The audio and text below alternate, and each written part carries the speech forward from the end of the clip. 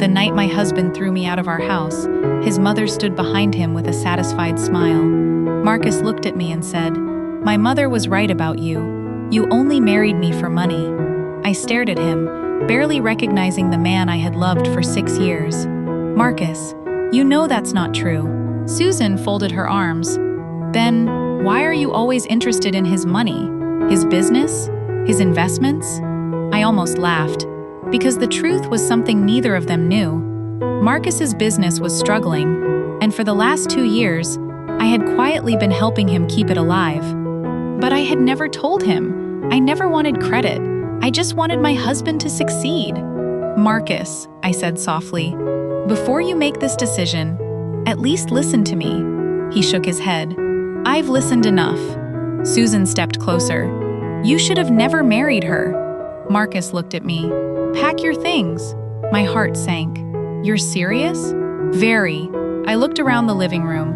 The photographs of our wedding were still hanging on the wall, the same wall where Marcus had once promised me that I would always have a home. Now he was asking me to leave.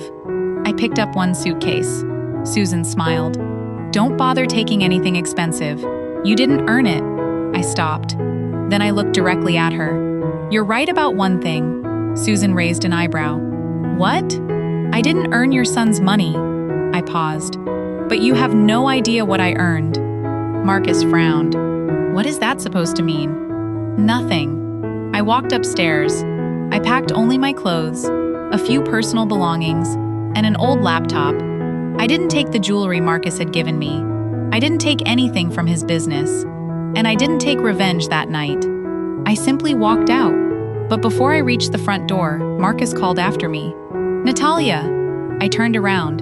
He hesitated, then said, "I hope you find someone else who can give you the life you wanted." I smiled sadly. "I hope you find out who was actually giving you that life." Then I left. That night, I slept in a tiny rented room with one suitcase beside my bed. I had almost nothing. But I had something Marcus and Susan had forgotten about. I knew exactly what I was capable of. And by morning, I had already decided what I was going to do next. The next morning, Natalia woke up before sunrise.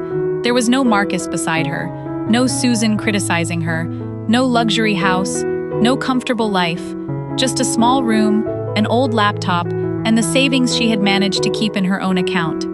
She could have called Marcus. She could have begged him to take her back. She didn't. Instead, she opened her laptop. For years, Natalia had worked behind the scenes on Marcus's company. She had created marketing strategies, redesigned proposals, analyzed customers, and even helped identify why several important contracts were being lost. Marcus had always assumed those ideas were his own. Natalia never corrected him. Now she realized that mistake had actually been her greatest advantage.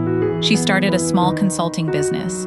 At first, she had only one client, then 2, then 5. Natalia worked late every night. She wasn't trying to become rich overnight. She simply wanted to prove one thing to herself. Being thrown away didn't mean she was worthless. Meanwhile, Marcus's company began falling apart. The problems Natalia had quietly handled were suddenly everywhere. Sales dropped, clients left, his employees became frustrated, and Susan blamed everyone except herself. "This is because Natalia left," Marcus finally admitted one evening. Susan scoffed. "Don't be ridiculous. She was a gold digger." Marcus didn't answer, because somewhere inside, he remembered something. Whenever the company had a serious problem, Natalia had somehow known what to do. He had simply never asked how. Months passed. Natalia's company began attracting bigger clients. One of them was a major investment firm looking for a strategic partner. Natalia walked into the meeting room wearing a simple professional suit. She wasn't trying to impress anyone. She knew her work would speak for itself. The meeting lasted less than an hour. When she walked out, she had secured the biggest contract of her career. Her friend Victoria called her. "Are you okay?" Natalia smiled. "For the first time in months, I'm more than okay." Victoria laughed. "Do you know who was at the business conference today?" "Who?" "Marcus." Natalia became quiet. "What did he say?" "He asked about you." Natalia looked through the glass window of her office. "Don't tell him anything." "Why?" "Because I don't want him to know what I've built." She paused. Not yet. A year after Natalia left, Marcus's company was in serious trouble. He needed a major investor. Without one, the company might collapse. His business advisor handed him a list of potential investors. Marcus looked down the list, then froze. One company name appeared at the top, Akala Strategic Group. Marcus stared at it. Who owns this company? His advisor replied, Natalia Akala. Marcus's face went completely still. Natalia? Yes. He immediately searched for more information. The woman he had called a gold digger was now running a rapidly growing company. And the worst part? Some of her business strategies were remarkably similar to the ones that had once saved his company. Marcus remembered Natalia sitting beside him late at night. He remembered her saying, "Your biggest problem isn't your product, it's the way you're presenting it." He had laughed at the time. Now he understood. She hadn't been trying to take his money, she had been helping him create it. Marcus called her. Natalia saw his name on the screen. She didn't answer. He called again. Still nothing. Finally, he sent a message. Natalia, please, we need to talk. She stared at the screen.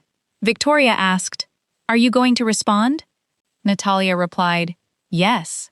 She typed one sentence. "You made your decision. Now I'm making mine." Marcus received the message. For the first time, he understood what rejection felt like.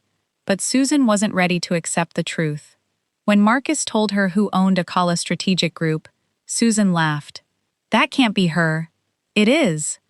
"She doesn't know how to run a company." Marcus looked at his mother.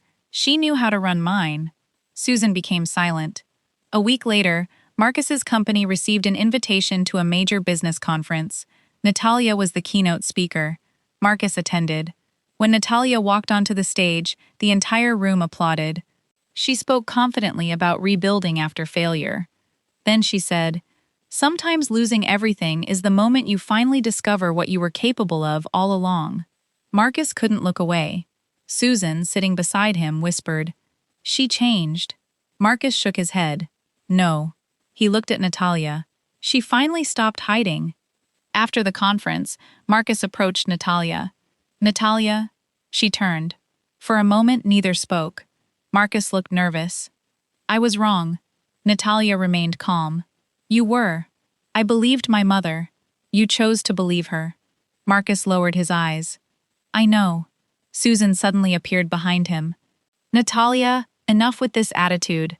Natalia looked at her. Susan continued. "You've made your point. You're successful now. What more do you want?" Natalia smiled. "Nothing." Susan looked confused. "Nothing? I don't want your house. I don't want Marcus back. And I don't want your apology." Marcus looked at her. "Then why did you agree to meet us?" Natalia handed him a folder. Marcus opened it. Inside was a business proposal. He looked confused. "What is this?" "Your company." Marcus looked up. Natalia continued. "Your company is struggling." "I know." "You're offering to buy it?" "No." She paused. "I'm offering you a partnership." Marcus stared at her. "Why?" "Because I'm not interested in destroying what I once helped build." Susan scoffed. "So you're saving him again?" Natalia looked directly at her. "No." She smiled. "I'm giving him one chance to succeed without me doing everything for him." Marcus's eyes filled with regret. "You really don't want me back?" Natalia shook her head. "The woman you threw out that night wanted your love." She paused. "The woman standing in front of you doesn't need it anymore." Marcus couldn't respond.